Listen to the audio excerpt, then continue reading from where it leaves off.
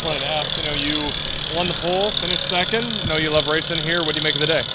Yeah, just, kind of felt like we kind of maximized the strategy that kind of played out there. We just, I got to William, and then once I got there, I just kind of died. I didn't really have anything else left, and he was able to, drive away there. So he did a really good job, and just wish they would repave this place all the way to the wall just so we kind of had more room to move around. Just it's such a track position race with the dirty air and stuff, and you're kind of limited of where you can run. So maybe next year we'll come back and they repave it all the way to the wall. Do you think that Iowa is going to become a staple of the Cup Series schedule? Yeah, I hope so. I mean, we have an incredible crowd. It's sold out every time we come here, so I don't know why we wouldn't keep coming back. Sure. And then one more thing, Ryan said it was kind of tough to pass. What did it look like from your seat? Yeah, it's definitely really difficult to pass. You're just so limited. The racetrack's really only 2 or 3 lanes wide, and you can just take the guy's air.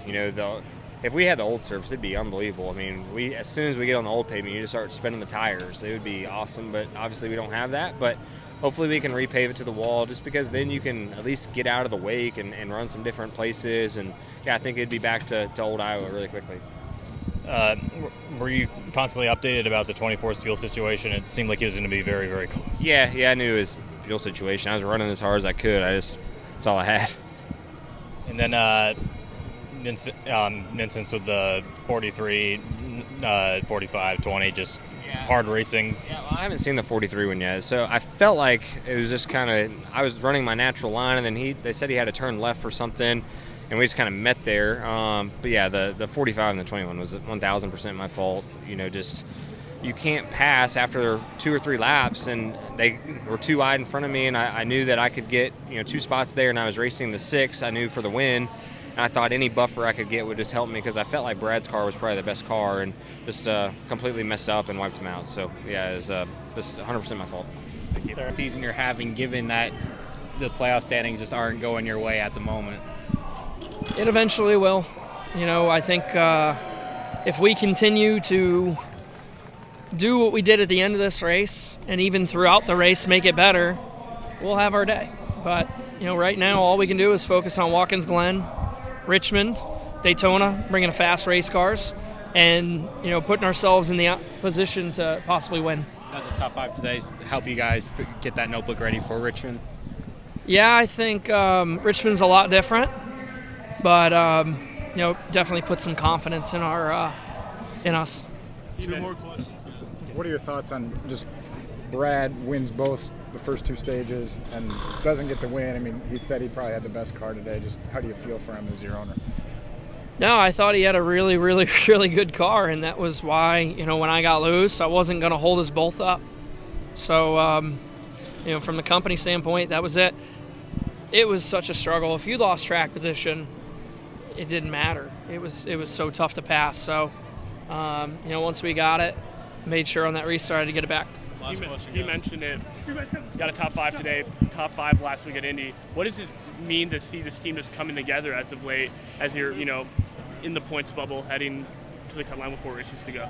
Yeah, I think we're executing races. That's really what we're doing, and we're starting to, to come together as a team. I feel like we're just little bites, and we'll be like Brad. Brad's got a lot of experience with this group, and he's somebody that I'm, between him and Chris, I'm grateful to be teammates with them and be learning, in a positive manner. Last year here at Iowa, y'all fell short to Ryan Blaney at the end. How much does it mean to you now, a year later, getting it done in that dramatic fashion today?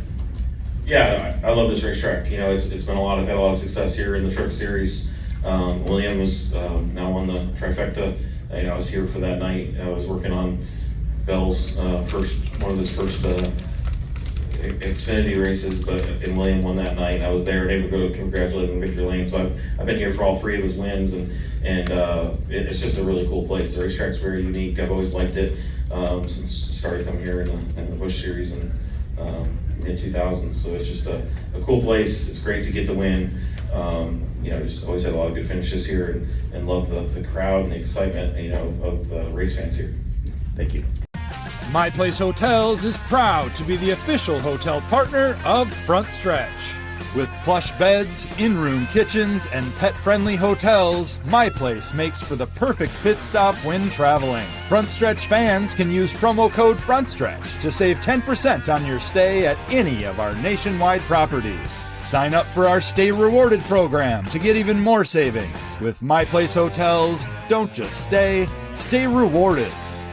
All right, so one final thing I wanted to talk to you about. Well, two things, actually. First of all, you're nominated for the Hall of Fame. May take you more than a year or two. Sometimes it does that. But being named one of the 75 greatest drivers in NASCAR history out of the hundreds, probably a couple of thousand people who've raced in NASCAR in the top 3 levels, what did that mean to you?